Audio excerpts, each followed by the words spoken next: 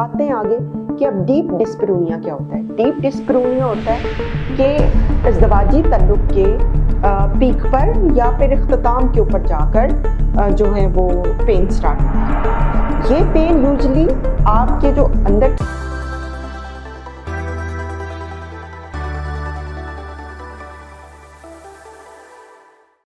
अस्सलाम वालेकुम, मेरा नाम है डॉक्टर तंजीला रहमान। मैं कंसल्टेंट गायनेकोलॉजिस्ट हूँ। आज एक सेंसिटिव टॉपिक के बारे में बात करेंगे। ऑल्दो बहुत सारी ख़वातीन इससे सफ़र करती हैं, लेकिन लोग मोडेस्टी की वजह से या शर्मिंदगी की वजह से इसके बारे में बात करना पसंद नहीं करते।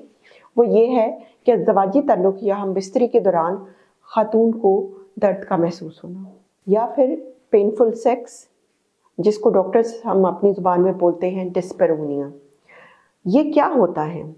डिस्पैरोनिया का बेसिकली मतलब होता है कि आपको मुसलसल या फिर बार बार दर्द का होना, जो कि इंटरकोर्स से पहले हो सकती है, दरमियान में हो सकती है या बाद में हो सकती है। और इसका ये एक मेडिकल इशू है और इसको ज़रूर एड्रेस होना चाहिए। जो भी ख़वातीन इस प्रॉब्लम से गुज़र रही हैं वो मेरी इस एडवाइस को माने, वो अकेली नहीं है। बहुत सारे लोग इस प्रॉब्लम से गुजरते हैं। आपको इमीडिएटली अपनी गायनेकोलॉजिस्ट से रुजू करना चाहिए, क्योंकि ये सिर्फ एक सेक्सुअल प्रॉब्लम नहीं है, ये एक अलामत है जो कि डिफरेंट तरीक़ों से आपको बता रही है कि आपको बहुत सारे प्रॉब्लम अंडरलाइंग हो सकते हैं। अंडरलाइंग प्रॉब्लम क्या हो सकते हैं इसमें इसको समझने के लिए ज़रूरी है कि ये इसकी कितनी किस्में हैं। इसकी दो किस्में, एक है सुपरफिशियल डिस्पैरोनिया और एक है डीप डिस्पैरोनिया। सुपरफिशियल डिस्पैरोनिया या सुपरफिशियली पेनफुल सेक्स ये है कि इस ताल्लुक़ के स्टार्ट में ही पेशेंट को पेन हो जाना शुरू हो जाए। ठीक है, इसकी वजूहात क्या हो सकती हैं? इसकी वजह हो सकती है सिंपल वजाइनल ड्राइनेस, इसकी वजह हो सकती है कोई वजाइनल इन्फेक्शन, या फिर वल्वा के ऊपर कोई बॉयल्स हैं, ब्रिस्टल्स हैं, कोई टीयर्स हैं, रैश हुआ है, और या फिर मेडिकली सिग्निफिकेंट चीज़ें हैं जो कि हैं वल्वोडाइनिया। थोड़ी टेक्निकल टर्म है। इसका मतलब है कि किसी भी चीज़ के टच से इवन पेशेंट को अपनी वजाइना की ओपनिंग के ऊपर पेन शुरू हो जाती है। ये एक तकलीफ दे बीमारी है। इसमें पेशेंट को इवन कॉटन बड भी लग जाए तो उससे उसको एक्सक्रूशिएटिंग पेन होती है। ठीक है, इसके अलावा जो कॉज है वो है वेजिनिस्मस। वेजिनिस्मस इतना पेनफुल प्रॉब्लम है कि ये समटाइम्स इम्पॉसिबल कर देता है कि इज़्दिवाजी ताल्लुक़ कायम किया जा सके। बहुत सारी young girls, newly married girls आती हैं हमारे पास जो इस प्रॉब्लम से गुजर रही होती हैं। इसमें पेशेंट को इतनी पेन फील होती है कि उसके सारी जो वजाइना मसल्स हैं वो कॉन्ट्रैक्ट कर जाते हैं और ऐसे लगता है कि वजाइना अंदर से बंद है। And they have this feeling कि अच्छा हम तो इम्पॉसिबल कर सकते हैं। I have seen one patient जिसकी शादी को 2.5 साल हो चुके थे और वो इज़्दिवाजी ताल्लुक़ नहीं कायम कर पाए थे, और डायग्नोसिस ये था कि उनको वेजिनिस्मस था। जब ट्रीटमेंट हुआ तब तो माशाल्लाह उनके 2 बच्चे हैं, लेकिन इतना अरसा उनको इस बात को बोलने में या हेल्प सीख करने में लगा। तो इस वीडियो को बनाने का मकसद भी यही है कि ऑल्दो ये मॉडेस्ट इश्यूज़ हैं, सेंसिटिव इश्यूज़ हैं, but this should be addressed. ये मेडिकल इश्यूज़ हैं और इसमें हेल्प की जा सकती है, इसमें ज़िंदगी बेहतर बनाई जा सकती है। ठीक है, आते हैं आगे कि अब डीप डिस्पैरोनिया क्या होता है। डीप डिस्पैरोनिया होता है कि इज़्दिवाजी तल्लुक़ के पीक पर या फिर इख्तिताम के ऊपर जाकर जो है वो पेन स्टार्ट होती है। ये पेन यूजली आपके जो अंदर के ऑर्गन हैं उनकी वजह से होती है, जैसे यूट्रस है, ओवरीज हैं, और उनकी वजह से हो रही है। यूट्रस के अंदर फाइब्रॉइड्स हैं, यूट्रस में एडिनोमायोसिस है, यूट्रस में सूजन है, इन्फेक्शन है, उसकी वजह से है, या फिर आपकी ओवरीज के अंदर ट्यूमर है, सिस्ट हैं, पानी की थैलियाँ हैं, उनकी वजह से भी हो सकता है। सबसे इंपॉर्टेंट इसमें चॉकलेट सिस्ट होती है, वो हो सकती है, एंडोमेट्रियोसिस हो सकता है। ठीक है, अब आते हैं कि ये फर्दर कैसे क्लासीफाई होता है। इसमें ये होता है कि एक प्राइमरी होता है डिस्पैरोनिया या पेनफुल इंटरकोर्स, ये स्टार्ट ऑफ एक्टिविटी, जैसे ही खातून की शादी होती है तो शुरू दिन से ही उनको एक्सक्रूशिएटिंग पेन है या पेन के इशू हैं रिलेशनशिप के अंदर, ठीक है, ये प्राइमरी है। कुछ ऐसी हैं जो 5 साल 10 साल 15 साल बड़े आराम से गुजार चुकी हैं और फिर अब उनको पेन का प्रोसेस शुरू हो गया। जो सेकेंडरी है वो भी बहुत सिग्निफिकेंट है, वो बहुत सिग्निफिकेंट बीमारियों की तरफ इंडिकेट कर रहा है। जो प्राइमरी है उसकी अपनी एक सिग्निफिकेंस है। प्राइमरी यूजुअली सुपरफिशियल डिस्परूनिया वाले पेशेंट होते हैं और जो सेकेंडरी वाले आते हैं हमारे पास वो डीप डिस्परूनिया वाले पेशेंट होते हैं। अब आते हैं कि वजाइनल ड्राइनेस क्यों हो जाती है। स्टेप बाय स्टेप आपको सब कॉजेस को थोड़ा एक्सप्लेन करूंगी कि उसके साथ और क्या क्या चीज़ें होती हैं और आप उसको किस तरह ट्रीट कर सकते हैं। जैसे वजाइनल ड्राइनेस है, वजाइनल ड्राइनेस मोस्टली अगर कपल की आपस की अंडरस्टैंडिंग अच्छी ना हो उसमें हो सकता है।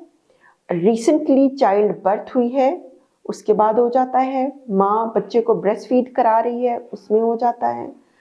और इसके साथ अगर आप कुछ ऐसी दवाइयाँ ले रहे हैं जिस तरह के जो एंटी डिप्रेसेंट्स हैं उनके साथ हो जाता है। आप जो चाबी वाली गोलियां हैं वक्फे के लिए वो खाते हैं उसके साथ हो जाता है।